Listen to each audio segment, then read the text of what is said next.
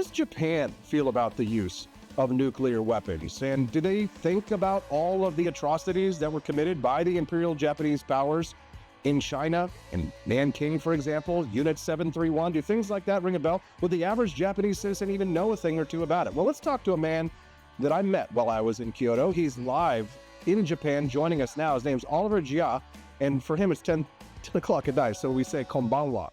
Hello, how are you, Oliver? It's nice to see you again. Yes, very nice to see you. And I'll never miss a chance to rip on Al Jazeera, no matter what time. So can we just address that very briefly? Some gender studies professor is trying to lecture the United States on war crimes. It's just too funny for so you couldn't write this kind of like a woke story, you know? Yeah, I was surprised to see that in my feed the other day because it really started this whole storm of controversy on both sides, really. You had one side, her side, saying that America has never owned up to bombing these two cities or bombing Japan in general. And then you had another side that said that Japan has never apologized for World War II or any war crimes at all. And both of these are huge oversimplifications and also just downright wrong of looking at World War II history. So I hope that with the time that we have, we can go over that with a bit more nuance. For sure. And I brought you on here because you are an expert on these kinds of conversations and topics. You wrote an excellent piece at The Spectator about the movie Oppenheimer coming to Japan, and you've seen the film twice, so we'll talk about that. You're a Kyoto-based American researcher on Japanese and North Korean relations, so you know a thing or two about this and about history. I'd like to ask you specifically about the movie Oppenheimer. There was a bit of a controversy regarding whether or not it would come to Japan, should come to Japan. Can you kind of clear the record here for what the situation was in bringing that American film about the bomb to Japan? Yeah, so this was also one of those things that I think there were a lot of misconceptions and unsubstantiated rumors around. First off, the film Oppenheimer was never banned in Japan. There were no plans to ban the movie, and there was no evidence whatsoever that there was any kind of a reason this movie would not be shown here. When I wrote that piece for The Spectator, that was, I believe, July of last year when the movie came out overseas, and I argued that the movie would come out here eventually. It would just be a matter of time. Now, the question is, why was it delayed? Well, really, films get delayed in Japan all the time. And a good example is John Wick 4, which came out. I don't know if you saw that, but John Wick 4, it was shot in Japan. There were scenes in Tokyo and Osaka. This is a film that was shot in Japan, but we didn't get it for another 8 or 9 months since it came out. And that has to do with the scheduling. A lot of Japanese distributors don't want movies to be competing with local releases. Also, the Oscars just happened, and because Oppenheimer won big at the Oscars, a lot of distributors view that as a good marketing tool. So I really think that the reason to delay Oppenheimer was more economical rather than political. Yeah, well, that clears that up because a lot of people in the United States believe that there was some cultural sensitivity regarding the use of the nuclear weapon and its depiction in this film Oppenheimer. So for you, it was the truth is much more boring, which it almost always is, but that's not as fun, and it doesn't get you the clicks and the reposts over on social media that people need, the outrage bait. Unfortunately, that's how the sort of economy of information works these days. But talk to us about your thoughts about the movie Oppenheimer. Personally, I thought it was too long. I wasn't a big fan of it. I thought that it was a mistake for them to gloss over the debates that occurred about how, what, who, what, when, where, and why to use the bomb. You know, if anybody wants to learn more, visiting the museum in Hiroshima is a great idea because it goes into great detail. But it struck me that the film wanted to spend more time talking about this relationship between Oppenheimer and some communist woman that he had an affair with that I felt was just a distraction from the main scene. And then it got bogged down in Senate hearings. So I found the film to be a rather uninspiring. Maybe you have a different opinion. What were your thoughts on the movie? Yeah, I think I have a more positive view of the movie than you do.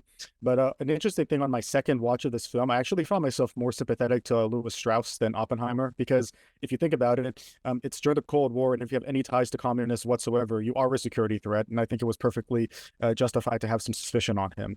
But I found the film to be overall a rather nuanced portrayal of all sides. I don't really think there's a definitive good guy or bad guy in this movie.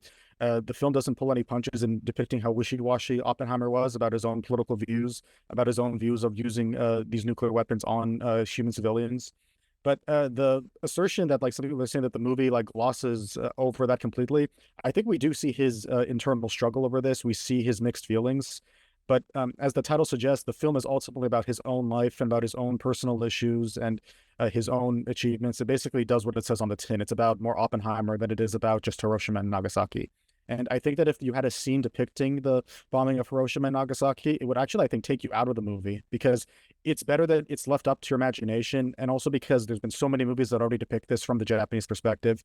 And I think there's much better movies and much better stories that could do this from that perspective rather than the perspective Christopher Nolan was trying to achieve.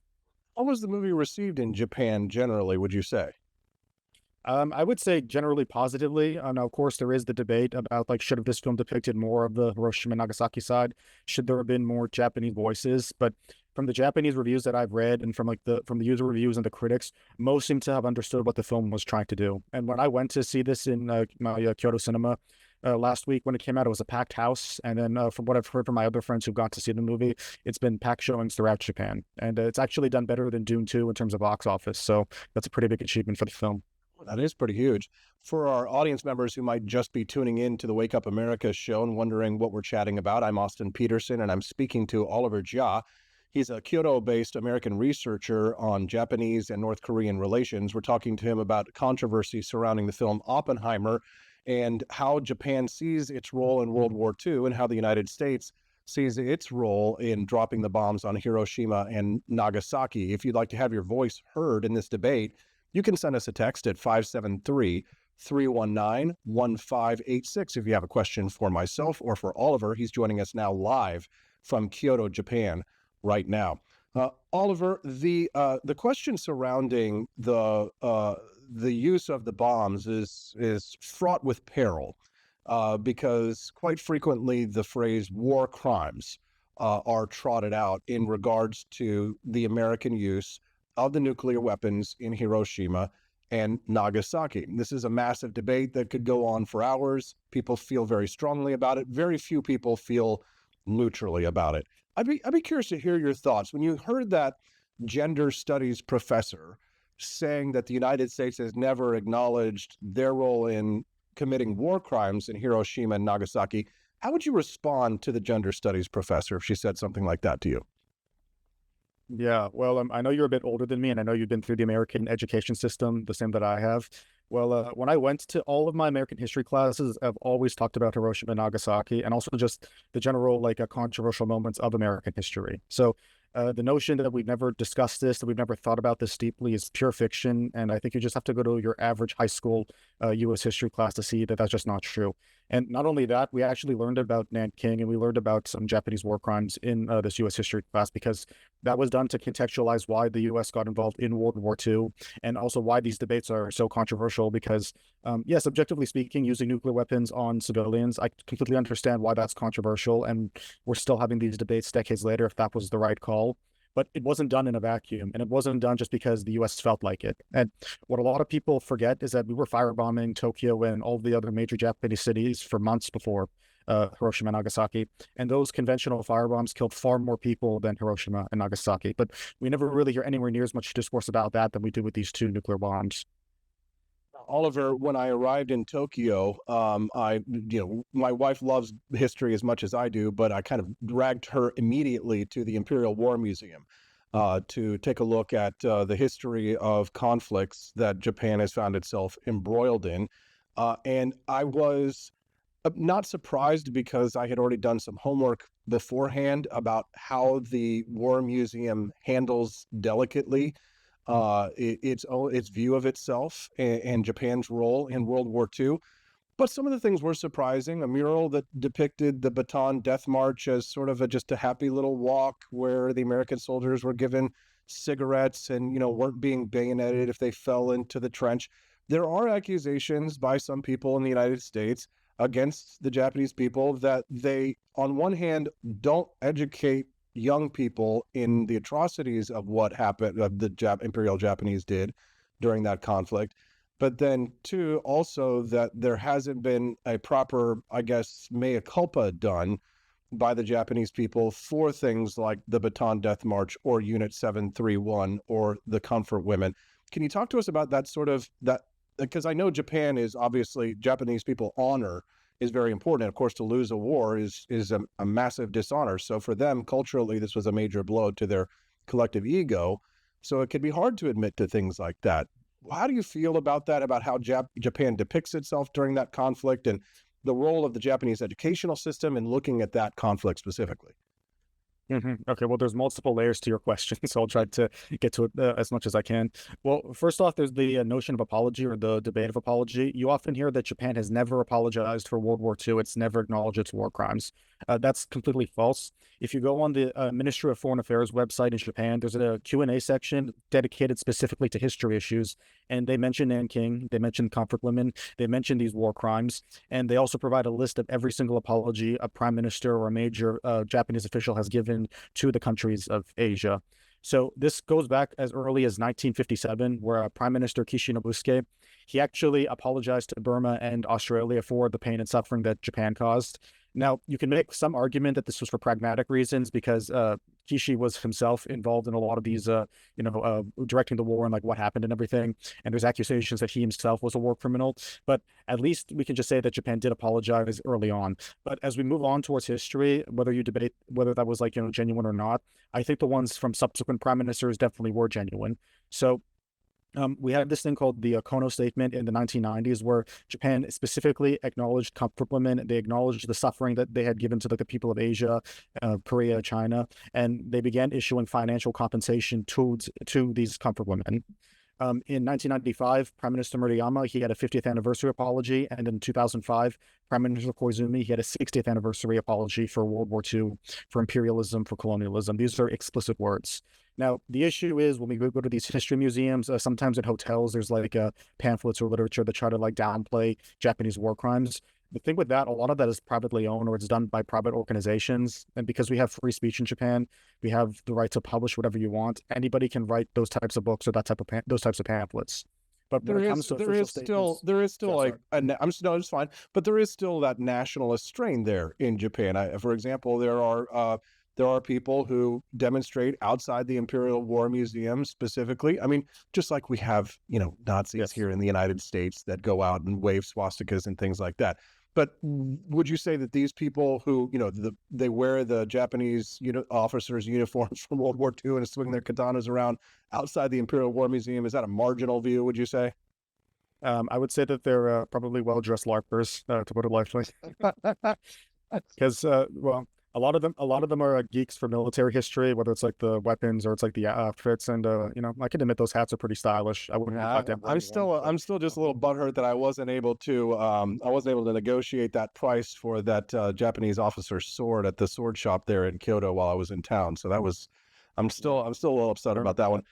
Oliver, what about the education of the Japanese children? Because there were quite a few viral videos that Stephanie and I watched before we went to Japan that showed that, and listen, when you ask American young people who was the first president of the United States or who's somebody who sits on the Supreme Court, they'll be like, oh, Judge Judy, right? They don't know. Okay, so it's not as if like young people in Japan are uniquely ignorant. They're probably a lot more book smart than American kids these days. But do they teach in schools about what Japan did during the Second Sino-Japanese War? I mean, do they teach about the nuclear weapon and the consequences? Are there robust debates about Japan's role during World War II? Do they learn about Unit 731 and the horrific Holocaust-level crimes that occurred there? Mm-hmm.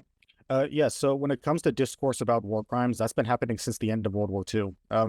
You can look at movies that came out. You can look at works of fiction. Those dealt directly with Japanese war crimes. There's one film that I'm particularly that I really enjoy called The Human Condition, where it's like this epic 3-part trilogy where the protagonist goes from being a slave driver of Chinese in Manchuria to being a prisoner of the Soviet Union. So you see like all these different angles. So that's like the popular culture consensus. They've talked about Unit 731. There are plenty of Japanese films that show these war crimes. So in that sense, that's shown. When it comes to actual like education and textbooks, they do mention Nanking. They do mention that like the Imperial Japanese Army killed a lot of people.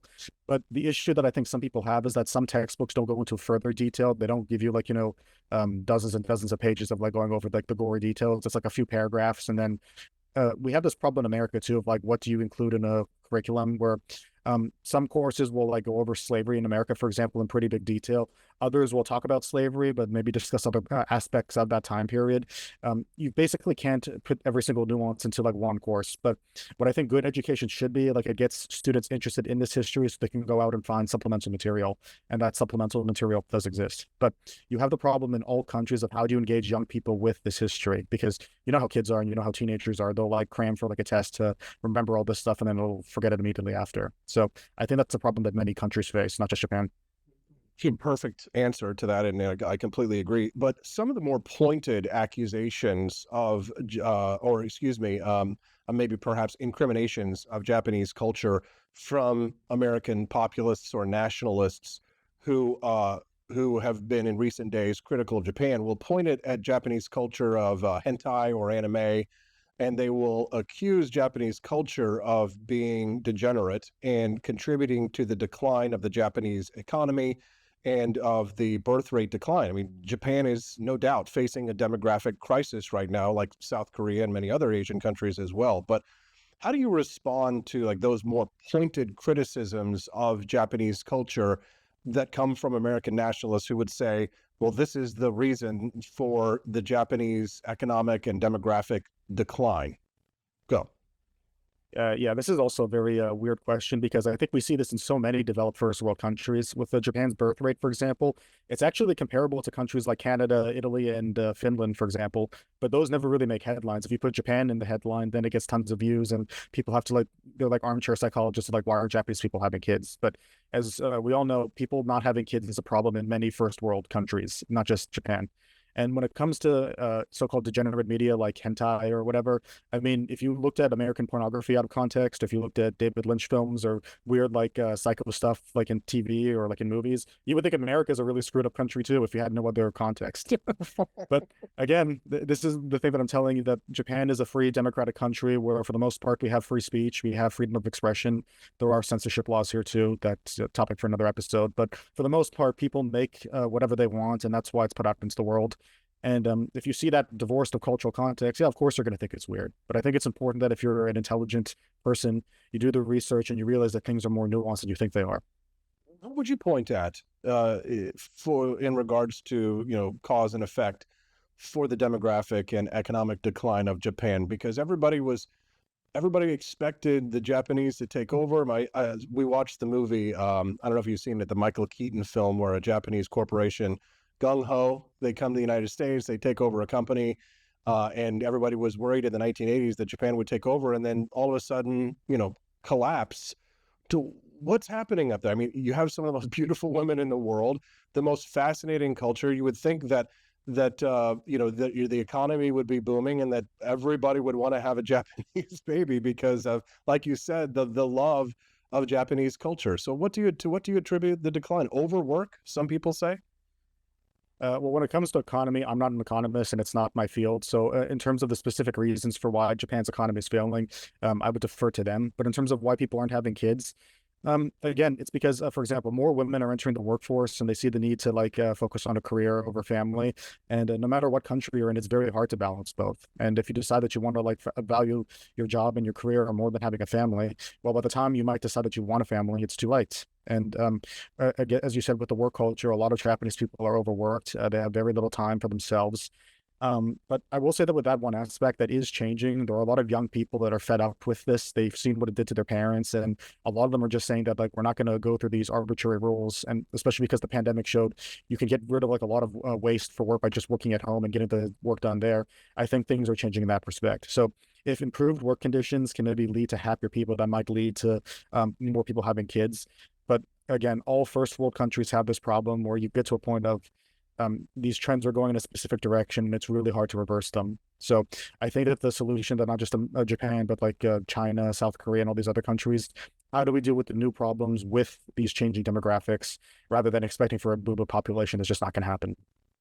Oliver, one last question for you, and this is more of a personal interest for myself. Stephanie and I, when we watch more videos about what's happening in Japan right now with the reopening of the country, there have been some major changes in how tourism is handled, specifically in the city where you reside, in Kyoto, Japan, in the Gion district, where you and I had a meal with Stephanie, and as we were walking towards the restaurant, a geisha walked right, just inches from me, and we had an incredible experience there. But the conversation that her and I have now is that we really went to Japan at the perfect time before all the massive crowds had returned, when the exchange rate was perfect. The Japan Rail Pass, which gave us the opportunity to travel the country, was inexpensive. Now the price has skyrocketed, and Kyoto specifically has made a change to how they handle tourists, no longer allowing tourists, people like Stephanie and I, to walk freely through the Gion district because of the bad behavior of so many international tourists. How do you feel specifically about tourists being excluded from the historic Gion district of Kyoto? Is this a good idea in your mind? Well, this is also another issue that's really hard to control because tourism is something that all countries value to an extent, but Japan especially does. And Japan saw the effects of banning all tourism during the pandemic, and it really affected their economy negatively. So they need those tourist dollars, and a lot of these businesses in Gion and these other parts of Kyoto, they rely on the tourist dollars to stay in business.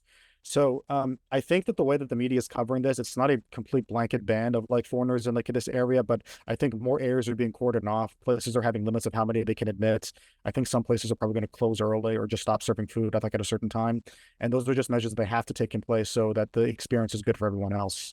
But I think that also we're in a period of post-pandemic recovery where now people have, I mean, the economy is tough in all places, don't get me wrong, but people have a bit more money to spend than they did before. So that's why they're coming to Japan in these waves. So I think for the next maybe 3, 4 years, we're going to have like a lot of these crowds, but then it'll probably like sort of like siphon off or at least stay manageable. But for the time being, you're going to have to deal with the crowd. So you might want to rethink your trip to Japan, anybody who's watching.